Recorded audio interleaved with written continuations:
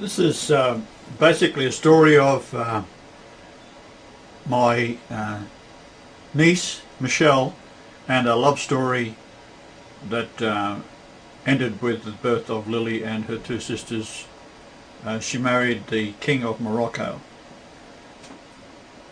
Ahmed Habouli. Now, my niece is more like a daughter to me because she's actually treated me like a father. And she's always had stories of me coming back through the family, of me wandering around the Middle East, Africa, climbing pyramids, going to the Yucatan and so forth. So it was like a wondrous moment when I finally returned to Australia, and she, of all the relatives, welcomed me with open arms and wanted to know everything about what I was doing.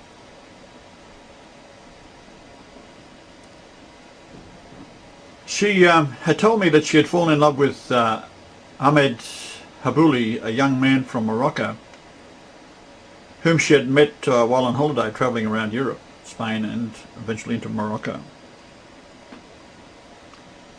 She was unaware of the depth of intrigue that fate had bestowed on our family, because I had been saying all these things that I've been saying to you now for years to the Canadians and the Jews and so forth. So I was very well known.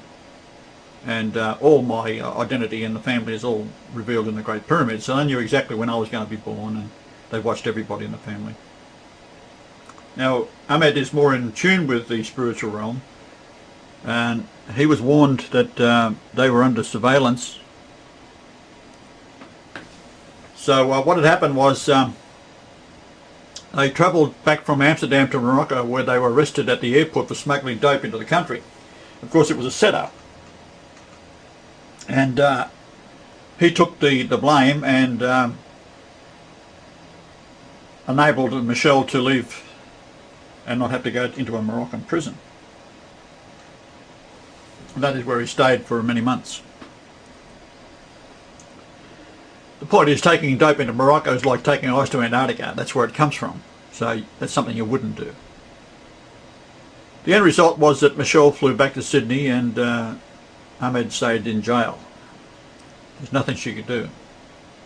In jail he had no hope, and he felt in a state of complete and utter desperation. And in his darkest hours the angel Gabriel appeared to him and took him up into the heavens and revealed to him that he must marry Michelle because she is the niece of Christ. He revealed that the ancestry of the Moroccan royal line ran through his veins, that he was the actual inheritor of the kingdom. Now, Michelle and I, she was living in a suburb called Hurstville in Sydney, and I would go over there and visit, and we'd go out and have a meal and do some fun things together. And the Catholic Club is a den of iniquity that draws in the pensioners, and they have a meal there for $1 that you can go in, and of course the pensioners can afford the $1 and spend all their money in the poker machines. Now, she was longing for her lost love, and she poured out her heart to me, their love story, while we was having a meal at the club. I asked her, "Do you truly love him?" And she said, yes, she did. I said, okay, we would find him. She said, but the last she had heard of him, he was in a Moroccan jail. I asked her where the last place they were together in London, where they actually fell in love, and she said they were staying with a Jewish lady in a boarding house. I asked her if she had the telephone number. When we finished our meal, I said, okay, let's go for a walk outside to find a public phone. It was drizzling rain at the time, and we walked out, turning left from the club, and down a slight hill, and we found a telephone. A telephone that works in Sydney is quite hard to find, by the way. But it was one of the more advanced type that was sort of semi-vandal proof. And she had a phone card, an international phone card, and so she placed a call to the lady in the boarding house or guest house in London, and the lady answered. She reminded her that she had stayed there with Ahmed. As she spoke, Ahmed walked into the reception area and interrupted, saying to the lady he was searching for Michelle. Then he was handed a phone and the lovers rejoiced having found each other. So it was a miracle. He had been released from the jail in Morocco, flown to London, then talked his way into the country even though he had been in jail. Afterwards, Michelle realised I had found him just as I had said I would, and so doing so demonstrated a miracle and rekindled their love affair. The whole point of all this was that Lily would be their first daughter, and she is the key to the house of David. Now, he said that he had been followed all over London after he had arrived by MI5 agents and felt he was going to be arrested and deported at any moment. Finally he was, and he was told he had to leave and return to Morocco. So in the months that followed, Michelle arranged to visit him in Morocco, crossing into the country from Spain.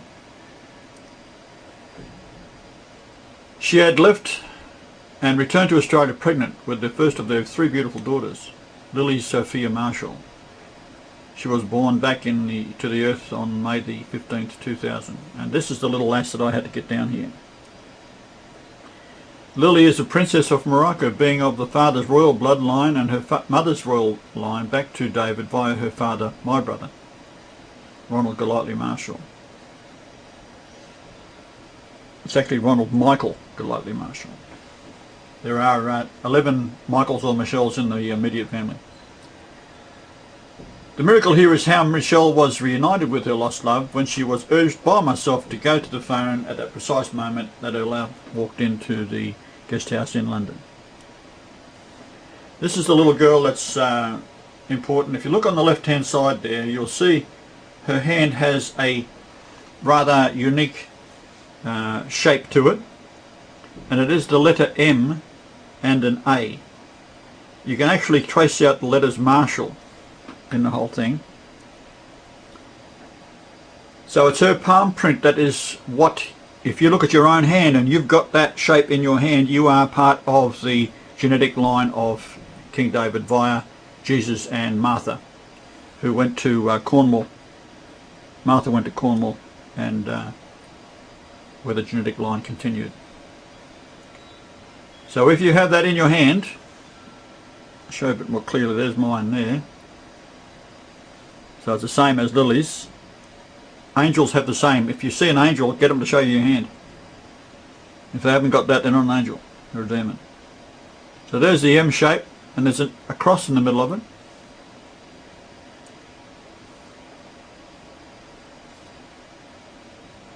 And there's the M.